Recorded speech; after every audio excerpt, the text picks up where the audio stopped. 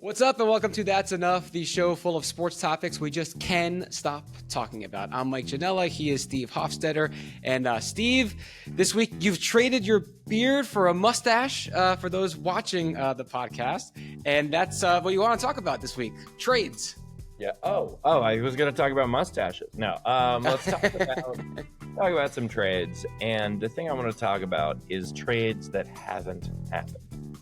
I get so annoyed when you see this on social media, you see this on sports talk radio, just the idea, and and just bar conversation, the idea of the Knicks almost made the finals this year. What if they just get Halliburton? Like, well, okay, great. Yeah. How? Have you thought about who they would give up and not have anymore? Have you thought about cap room? Have you thought about whether or not he wants to play in New York? Like, there's the amount of, I'm just going to make up, wouldn't it be cool if we traded for one of the best players in the league and in return they got 3 sacks of magic beans? Like, just shut up. It's not how it works. Which is happening right now with the Knicks and Kevin Durant. He just said, I want to go to either Houston or San Antonio. So he doesn't even want to come to the Knicks. To your point, it's got to be a two-way street for some of these guys. Or like trades for Giannis. And then you realize when you start doing the math, and like ESPN has their trade machine that you can mess around with on their website, it's like literally impossible. If the Knicks wanted to trade for Giannis, they'd have to trade like Jalen Brunson and Karl Anthony Towns, and then it defeats the whole purpose. You have Giannis starting next to me and you, and that's not going to work. Same thing with baseball. Trade deadline is like a month and a half away. And I think what's changed is that as these leagues have evolved and these players' unions have gotten stronger, there are so many nooks and crannies and intricacies. Like in the NBA is the one that I can never understand. You have a guy who has bird rights, and then you have a guy who has like non-exclusive bird rights and the mid-level exception and the second apron.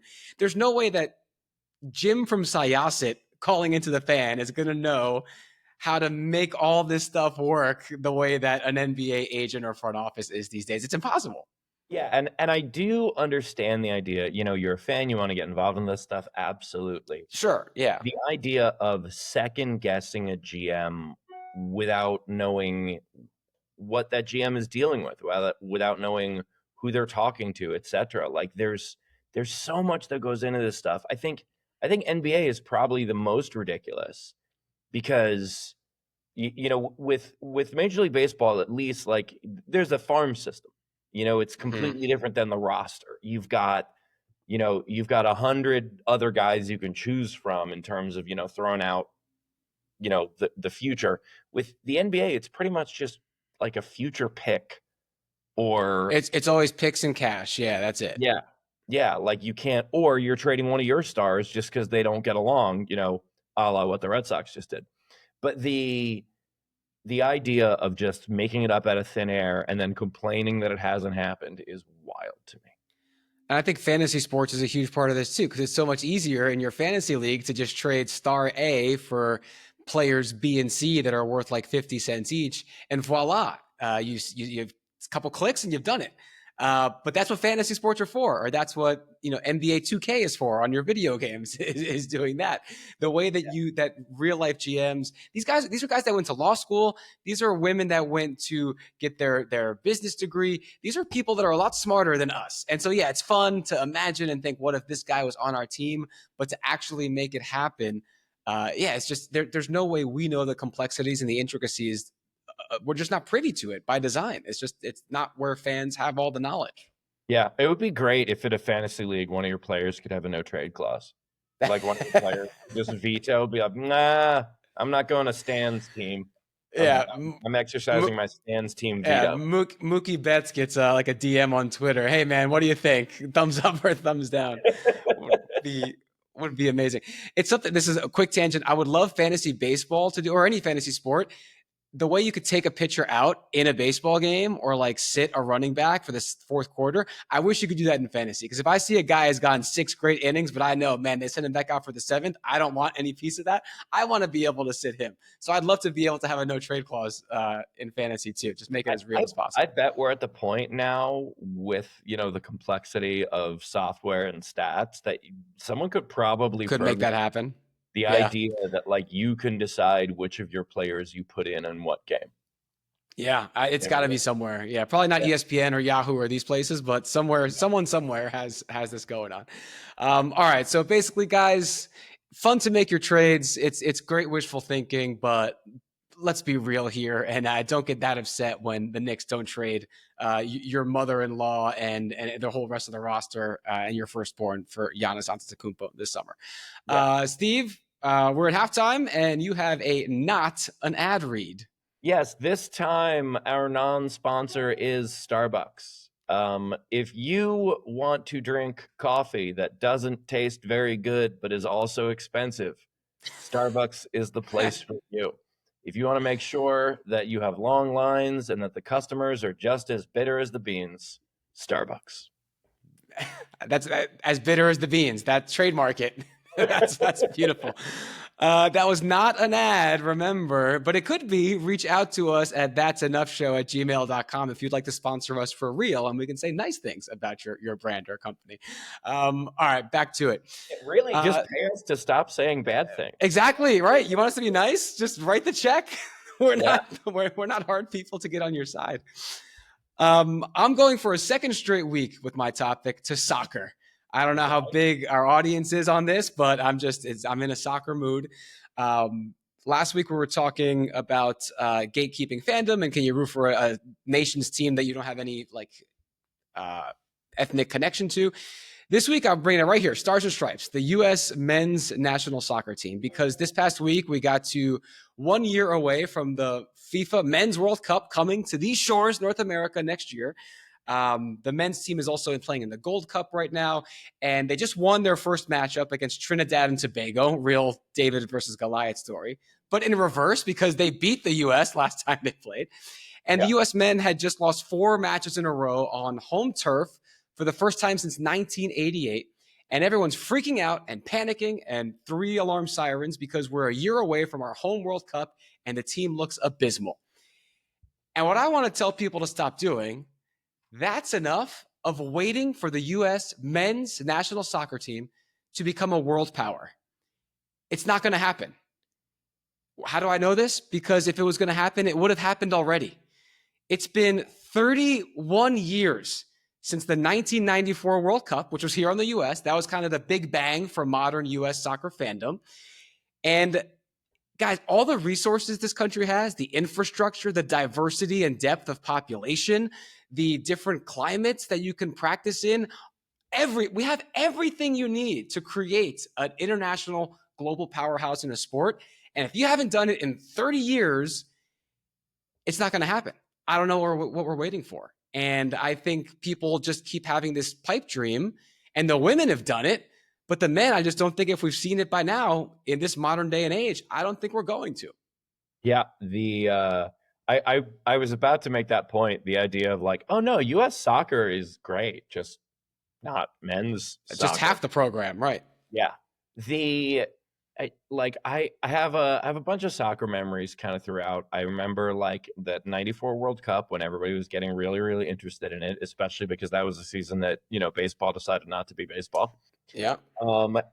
And then I also remember, I think it would have been 2002 when I was writing for SI for Kids at the time, and U.S. men's soccer went like a round or two further than was predicted, and that was like Landon Donovan, and like there were a number of these personalities that people were very excited to watch, and that is the last one. That's the last one, and that was 23 years ago. Like that's the point. That was the high water mark. They made the quarterfinals. I remember like it was yesterday. It was South Korea and Japan hosting that World Cup. They beat Portugal, which obviously near and dear to my heart, as we discussed last week's episode. That was a massive upset. That was a 15 beating a 2 in March Madness parlance. They beat Mexico. They took Germany to the limit, almost beat them to make a semifinal. And you would think, to your point, with Landon Donovan and Clint Dempsey and that whole crew, that would be the launching off point to the next stop, right? 94 World Cup, you get the interest. A generation later, 2002, you've advanced. Now, who are those guys inspiring? By the next 10 years, you should be in a semifinal or making a final. And to your point, it's been over 20 years, and that's the high water mark. It's crashed down. It's been a bell curve. everybody who plays for the U.S. men's team was born after the 94 World Cup, right? So yeah, you might have a straggler or two. Goalies are usually pretty old, but yeah, basically yeah, you're right. one old guy being like, "We can do it, boys."